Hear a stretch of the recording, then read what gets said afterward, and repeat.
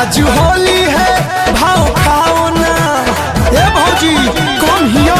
नहीं भौजी आओ ना डलवाओ ना, आज होली है भाव खाओ ना।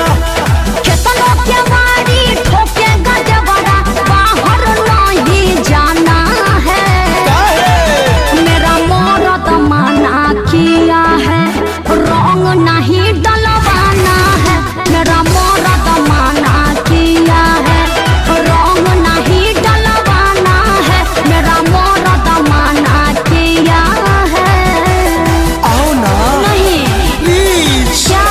कौन कौन? नो नो भाग अभी चले जाओ।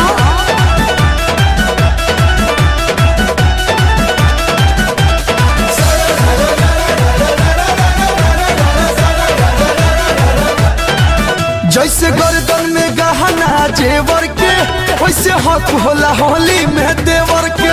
अरे तोहरे भैया नु मना किए हैं। चालू जैसे गर्दन में गहना जेवर के, वैसे हक होला होली में देवर के।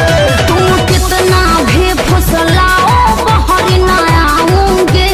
आओ ना मैं अकेले घर में बैठ के पुआ पूरी खाऊंगी। गलत बात है। समझ चुके हो गल मलने का ये तुम्हारा बहाना है। प्लीज। मेरा मौरत मना किया है, रंग नहीं डलवाना है। मेरा मौरत मना किया है, रंग नहीं डलवाना है। मेरा मौरत मना किया है।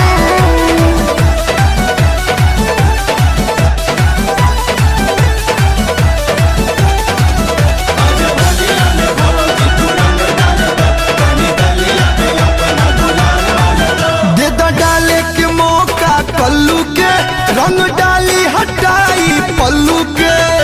गूगल पे सर्च करके डालूंगा। पिटवाइएगा क्या? दे दा डाले के मौका कल्लू के, कैसे? रंग डाली हटाई पल्लू के।